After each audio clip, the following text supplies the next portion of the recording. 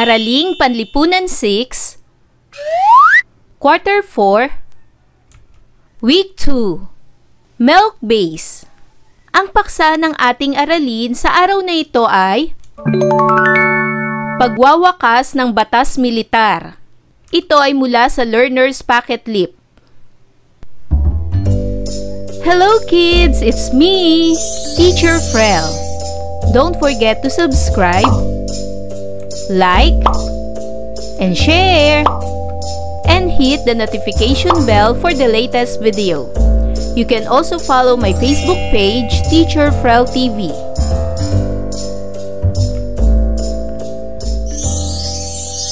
Sa araw na ito ay pag-aaralan natin sa asignaturang Araling Panlipunan ang tungkol sa pagwawakas ng batas militar. Para sa most essential learning competencies, natatalakay ang pagkilos at pagtugon ng mga Pilipino na nagbigay daan sa pagwawakas ng batas militar. Sa nakaraang aralin, natutuhan natin ang kahulugan ng batas militar, mga pangyayari na nagbigay daan sa pagtatakda ng batas militar, positibo at negatibong naidulot nito sa mga mamamayan, gayon din ang kinaharap ng mga Pilipino sa ilalim ng batas militar. Ngayon naman ay ating tatalakayin ang mga pangyayaring nagbigay daan sa pagwawakas ng batas militar. Bilang mag-aaral, ikaw ay inaasahang: una, maiisa-isang mga pangyayari na nagbigay daan sa pagwawakas ng batas militar. Pangalawa, masusuri ang mga pangyayaring nagbigay daan sa pagwawakas ng batas militar. At mapahalagahan ang mga pagsisikap ng mga Pilipino na mawakasan ang batas militar. Bago natin simulan ang pagtalakay, kailangang masubok ang iyong kaalaman sa nakaraang aralin. Sagutan ang gawain sa pamamagitan ng pagbibigay ng mga positibo at negatibong epekto ng batas militar sa pamumuhay ng mga tao gamit ang talahanayan na makikita sa ibaba. Ano-ano nga ba ang mga positibong epekto ng batas militar? Magbigay lamang ng 3. Narito ang mga positibong epekto ng batas militar. Una, nagkaroon ng mabilis na pagsulong sa ekonomiya. Pangalawa, tumaas ang antas ng pamumuhay ng mga tao. At pangatlo, nawala ang kriminalidad sa lipunan. Ano-ano naman ang mga negatibong epekto ng batas militar? Ang mga negatibong epekto ng batas militar ay una, nabago ang takbo ng pamumuhay ng mga mamamayan. Nabawasan ang karapatan ng mga mamamayan. At naghari ang takot sa puso ng mga tao. Bago mo simulan ang pag-aaral sa araling ito, magkaroon ka muna ng sariling pagsusuri ng iyong nalalaman tungkol sa paksang pag-aaralan.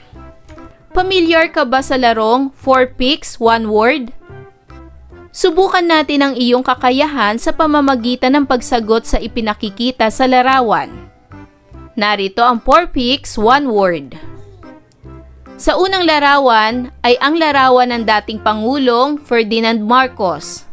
Sa pangalawang larawan naman ay isang logo ng isang samahan na tinatawag na Bagong Hukbong Bayan. Sa pangatlong larawan naman, makikita ang isang leader at ang mga sundalo nito. At sa pang-apat na larawan naman ay ang mga taong nagrarally. Ano kayang salita ang mabubuo natin sa jumbled letters sa ibaba? Ang unang salita ay batas at ang pangalawang salita ay militar. Ang tinutukoy dito sa 4 picks 1 word ay ang batas militar. Ngayong nabuo mo na ang salitang batas militar, linangin mo ang iyong kaalaman sa pamamagitan ng pagbabasa sa teksto tungkol sa mga pangyayari na nagbigay wakas sa batas militar. Ang pagwawakas ng batas militar sa Pilipinas. Umiral ang batas militar sa bansa ng mahigit 8 taon. Ang ganap na kapangyarihan ng pamahalaan ng bansa ay nasa kamay ni Marcos sa tulong ng militar. Sa panahon ng kanyang pagiging diktador, ay lumaganap ang paglabag sa karapatang pantao at iba pang pang-aabusong militar. Ang pag-aresto o pagdakip sa mga kritiko at kalaban ng pamahalaan ay nagpatuloy sa kabila ng pagtutol ng mga tao. Ang paggamit ni Marcos ng kanyang kapangyarihan sa pagdedeklara ng batas militar ay hindi naibigan ng maraming Pilipino. Isa na rito si Senador Benigno S. Aquino Jr. Hindi niya tinanggap ang batas militar sapagkat naniniwala siyang ito ay ginawa ni Marcos upang mapahaba o mapatagal pa ang kanyang panunungkulan bilang pinakamataas na pinuno ng bansa.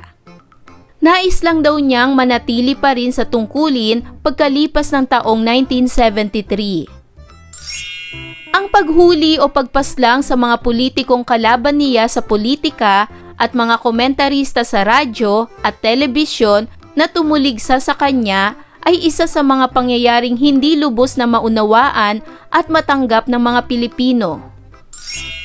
Maliban kay Senador Benigno Aquino Jr., kabilang sina Jose Jocno, ang mga mambabatas na sina Roque Ablan, Rafael Aquino, David Puzon, at mga delegado ng CONCON na sina Jose Concepcion, Teopisto Gingona, Napoleon Rama, Alejandro Licauco, at Ramon Mitra. Gayun din sina Teodoro Locsin, ang patnugot ng Philippine Free Press, at Joaquin Chino Roses, ang patnugot ng The Manila Times, at mga mamamahayag sa dyaryo na sina Amando Doronilla at Maximo Soliven. Gayun din, hindi naging normal ang naging buhay ng mga Pilipino sapagkat ipinasara ni Marcos ang lahat ng pahayagan, radyo at telebisyon. Pinangasiwaan din ng pamahalaan ang pagpapatakbo ng mga kakailanganin ng publiko tulad ng Philippine Long Distance Telephone Company o PLDT, Manila Electric Company o Meralco, at mga sasakyang panghimpapawid. Ang ginawang pagkontrol ni Marcos sa media ay isa pa sa hindi lubos na nagustuhan ng mga mamamayan.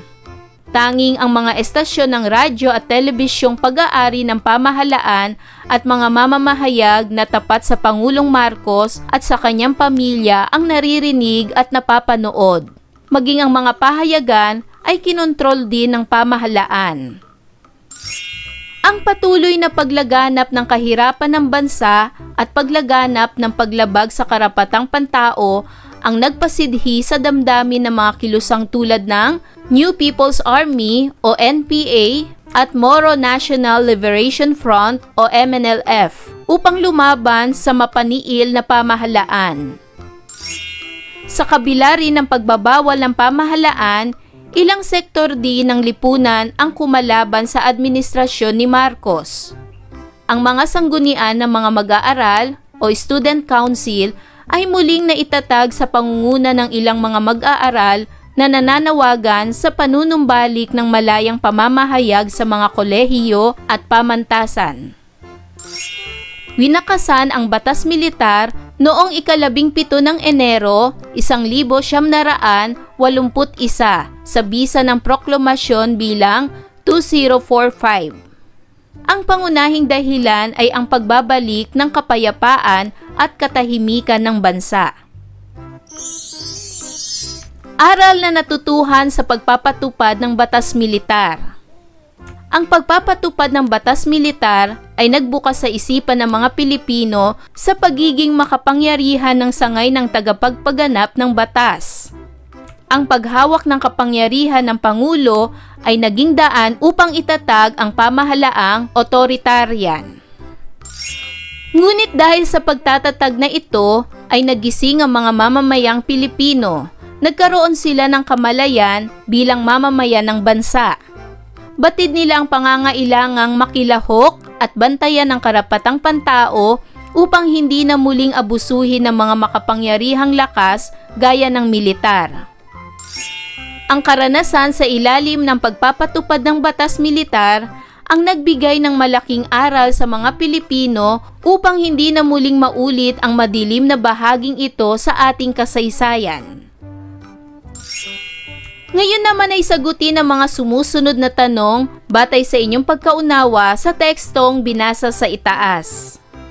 Narito ang mga pamprosesong tanong. Unang katanungan, ano-ano ang mga pangyayaring nagbigay daan sa pagwawakas ng batas militar? Tama! Ang mga pangyayaring nagbigay daan sa pagwawakas ng batas militar ay ang mga sumusunod.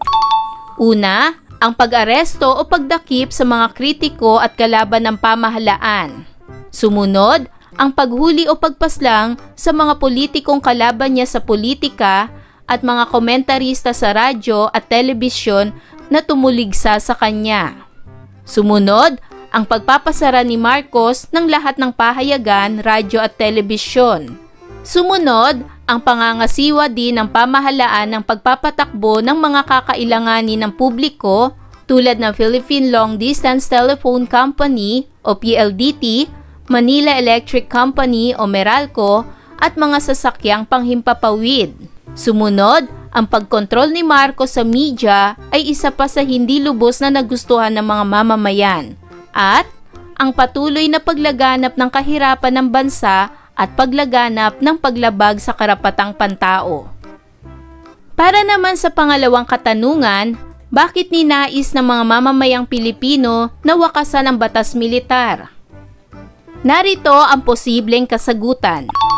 Ang pangunahing dahilan kung bakit ninais ng mga mamamayang Pilipino na wakasan ang batas militar ay nais nilang maibalik ang kapayapaan at katahimikan ng bansa. Pangatlong katanungan, kung ikaw ay nabuhay sa panahong ito, nanaisin mo rin ba na wakasan o magpatuloy ang batas militar? Pangatwiranan ng iyong sagot. Narito ang aking halimbawang sagot. Kung ako ay nabubuhay sa panahong ito, ay nanaisin kong wakasan ang batas militar sapagkat inaalisan nito ng karapatan ng mga tao na mamuhay ng mapayapa. Bilang isang tao, nais kong mabuhay sa isang mapayapang bansa. Pang-apat na katanungan, bilang batang Pilipino, sa paanong paraan mo mapahahalagahan ang ginawang pagsisikap ng mga Pilipinong wakasan ang batas militar? Narito ang aking halimbawang kasagutan. Mapahahalagahan ko ito sa pamamagitan ng pag-alaala sa mga kabayanihan ng mga tao noong panahon ng batas militar. Akin itong ituturing na isa sa napakahalagang pangyayari sa kasaysayan ng ating bansang Pilipinas. Para naman sa pagsasanay bilang isa, magbigay ng ilang politiko o komentarista na tumuligsa kay Marcos nang ipatupad ang batas militar gamit ang semantic web. Isulat ang sagot sa iyong sagutang papel. Sino-sino ang mga Pilipinong nagbigay wakas sa batas militar? Ang mga Pilipinong nagbigay wakas sa batas militar ay sina: una, Senador Benigno Aquino Jr. Sumunod, Jose Jocno, Roque Ablan, David Puzon, Jose Concepcion, Chofisto Gingona, Napoleon Rama, Alejandro Licauco, at Ramon Mitra. Para naman sa pagsasanay bilang dalawa, basahin at unawain ang mga sumusunod na pahayag na nagpapakita ng mga pangyayari sa pagwawakas ng batas militar. Lagyan ng PS kung ang pahayag ay pagsang-ayon at DS kung hindi sumasang-ayon. Una, pagpapairal ng karapatan sa pamamahayag. Ikaw ba ay sumasang-ayon o di sumasang-ayon? Magaling! Ang tamang sagot ay PS, pagsang-ayon. Pangalawa, pinangasiwaan ng pamahalaan ang pagpapatakbo ng mga kakailanganin ng publiko tulad ng PLDT, Meralco at mga sasakyang panghimpapawid. Ito ba ay pagsang-ayon o hindi pagsang-ayon? Magaling! Ang tamang sagot ay DS, di sang-ayon. Pangatlo, paggalang sa paniniwala ng mga politiko at komentarista. Ito ba ay pagsang-ayon o di pagsang-ayon? Magaling! Ang tamang sagot ay PS, pagsang-ayon. Pang-apat, pagkontrol sa media. Ito ba'y pagsang-ayon o di pagsang-ayon? Magaling! Ang tamang sagot ay DS, di pagsang-ayon. At pang-lima, pagpapahuli sa mga taong inakalang nagkasala sa pamahalaan. Ito ba'y pagsang-ayon o di pagsang-ayon? Magaling! Ang tamang sagot ay DS, di pagsang-ayon. Para naman sa pagsasanay bilang 3, punan ang try-question chart sa ibaba batay sa iyong naunawaan sa teksto. Sagutin ang mga tanong sa bawat hanay. Isulat ang sagot sa sagutang papel. Ang tanong para sa unang column ay, ano-anong pangyayari ang nagbigay daan sa pagwawakas ng batas militar? Narito ang ilan sa mga pangyayaring nagbigay daan sa pagwawakas ng batas militar. Una, ang pag-aresto o pagdakip sa mga kritiko at kalaban ng pamahalaan. Pangalawa, ang paghuli o pagpaslang sa mga politikong kalaban niya sa politika at mga komentarista sa radyo at telebisyon na tumuligsa sa kanya. Ang pagpapasara ni Marcos ng lahat ng pahayagan, radyo at telebisyon. Ang katanungan naman para sa pangalawang hanay ay, bakit ninais ng mga Pilipino na wakasan ang batas militar? Narito ang posibleng kasagutan. Ang pangunahing dahilan kung bakit ninais ng mga mamamayang Pilipino na wakasan ang batas militar ay nais nilang maibalik ang kapayapaan at katahimikan ng bansa. At ang katanungan naman sa pangatlong hanay ay, anong magandang naidulot ng pagwawakas ng batas militar sa mga Pilipino? Narito ang posibleng kasagutan. Ang magandang naidulot ng pagwawakas ng batas militar ay muling naibalik ang kapayapaan at katahimikan ng bansa. Para naman sa pagsasanay bilang 4, ang layunin ng gawaing ito ay masukat ang iyong natutuhan ukol sa pagwawakas ng batas militar. Ikaw ay gagawa sa papel ng katulad na figura ng discussion web chart na nasa ibaba. Sagutan ang tanong na nasa loob ng discussion web at ipaliwanag ang iyong sagot. Gawin ito sa sagutang papel. Ang tanong ay, sang-ayon ka ba na nagwakas ang batas militar? Sa katanungang ito, maaring ang ilan sa inyo ay hindi sang-ayon. Ngayon ay ipaliwanag ninyo kung bakit hindi kayo sang-ayon. Maaari rin namang ang iba sa inyo ay oo ang sagot o sang-ayon kayo. Ipaliwanag nyo kung bakit kayo sang-ayon. Para naman sa pagsasanay bilang 5, isulat sa papel ang iyong sagot sa katanungan sa ibaba gamit ang call-out. Ang katanungan ay, ano ang aral na natutuhan ng mga Pilipino sa pagpapatupad ng batas militar? At narito ang posibleng kasagutan. Dahil sa pagtatatag ng batas militar, ay nagising ang mga mamamayang Pilipino. Nagkaroon sila ng kamalayan bilang mamamayan ng bansa. Batid nila ang pangangailangang makilahok at bantayan ang karapatang pantao upang hindi na muling abusuhin ng mga makapangyarihang lakas gaya ng militar. Ang karanasan sa ilalim ng pagpapatupad ng batas militar ang nagbigay ng malaking aral sa mga Pilipino upang hindi na muling maulit ang madilim na bahaging ito sa ating kasaysayan. At para naman sa pagsasanay bilang 6, pumili ng isang gawaing angkop sa iyong interes at kakayahan. Ipakita ang kalagayan ng mga Pilipino pagkatapos ng batas militar. Ilagay ito sa isang bond paper. At narito ang inyong pagpipilian.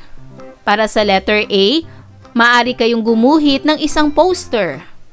Para naman sa letter B, maaari kayong sumulat ng tula. At para naman sa letter C, maaari kayong sumulat ng sanaysay. Pumili lamang ng isa sa tatlong ito ayon sa inyong interes. Ayan mga bata, naunawaan niyo ba ang ating aralin sa araw na ito?